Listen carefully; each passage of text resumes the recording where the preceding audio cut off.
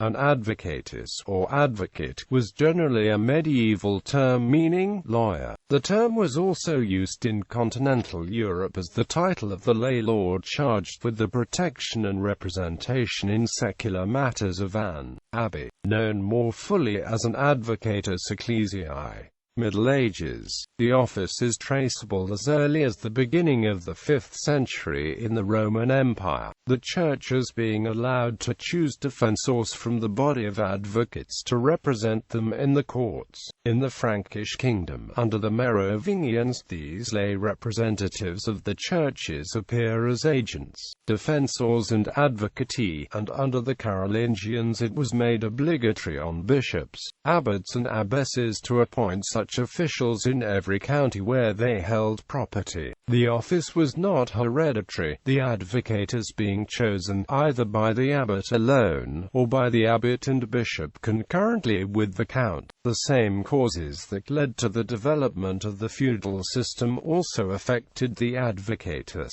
In times of confusion, churches and abbeys needed not so much a legal representative as an armed protector, while as feudal immunities were conceded to the ecclesiastical foundations. These required a representative to defend the rights and to fulfill the secular obligations to the state, such as leading the ecclesiastical levies to war. A new class of advocatus thus arose, whose office, commonly rewarded by a grant of land, crystallized into a fief, which, like other fiefs, had by the beginning of the 11th century become hereditary.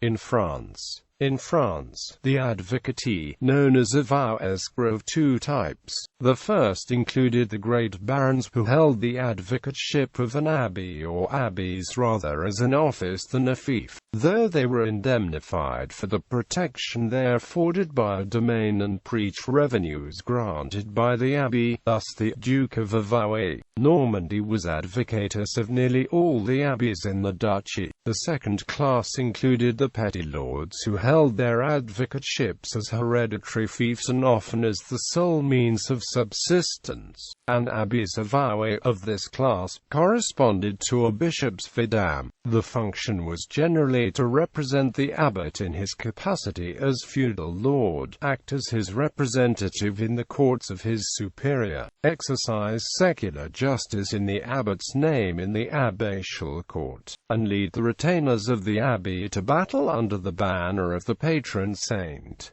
In the Low Countries, the advocatus played a more important part in the feudal polity of the empire and of the Low Countries than in France, where his functions, confined to the protection of the interests of religious houses, were superseded from the 13th century onwards by the growth of central power and the increasing efficiency of royal administration. They had, in effect, long ceased to be effective in their original purpose, and after the advowson became a fief, they took advantage of the position to pillage and suppress those they were supposed to defend. Medieval records are full of complaints from abbots about usurpations, exactions, and acts of violence committed by the advocati. In the Netherlands, advocati were often appointed in the cities by the overlord or by the emperor, to take the place of the bailiff or to stand alongside this official in matters of law.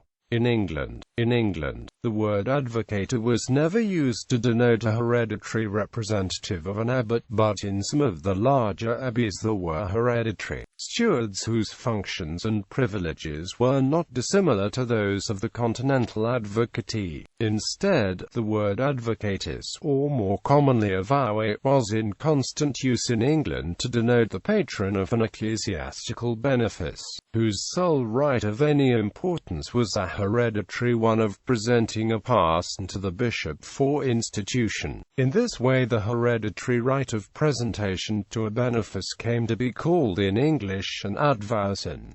In Germany, the title of vote was given not only to the advocati of churches and abbeys but also, from early in the Middle Ages, to officials appointed by the Holy Roman Emperor to administer lands directly under his dominion as opposed to the communal domains, owned by counts who had become hereditary princes of the empire. The office or territory of a vote was a vote. Land administered by vote could also be known as a vote land, a name still used to refer to a region, the vote land, that adjoins the principalities of Rus and adjacent portions of Saxony, Prussia and Bavaria. And imperial advocateship tended to become hereditary. Sometimes the emperor himself assumed the title of vote in application to particular parts of his eminent domain. In Turkey, Institute of Advocacy had been established to help foreigners by the 13th of January 1876. Turkish legal system will have been more democratic if he has accepted common law. Turkish reception of civil law have influenced to Arab states. The Turkish court system does not recognize the concept of a jury. The candidates for posts of judges of the Constitutional Court of Turkey is being nominated by the Association of Lawyers of Turkey. Foreigners are not allowed in the representation in courts. The right to be represented is owned by only professional representatives of the Association of Lawyers of Turkey. Advocatus ecclesiae. The term Advocatus ecclesiae, literally advocate of the Church, is the Latin title, in the Middle Ages, of certain lay persons, generally of noble birth, whose duty it was, under given conditions, to represent a particular church or monastery, and to defend its rights against force. These advocates were specially bound to represent their clients before the secular courts. They exercised civil jurisdiction in the domain of the church or monastery, and were bound to protect the church with arms in the event of actual assault. Finally, it was their duty to lead the men-at-arms in the name of the church or monastery, and to command them in time of war. In return for these services, the advocate received certain definite revenues from the possessions of the church, in the form of supplies or services, which he could demand, or in the form of a lien on the church property. Such advocates are to be found even in Roman times. The Synod of Carthage decreed, in 401, that the emperor should be requested to provide, in conjunction with the bishops, defensors for the churches. There is evidence, moreover, for such defensors ecclesiae in Italy at the close of the 5th century, but Pope Gregory I confined the office to members of the clergy. It was the duty of these defensors to protect the poor, and to defend the rights and possessions of the Church. In the Frankish kingdom, and under the Carolingians,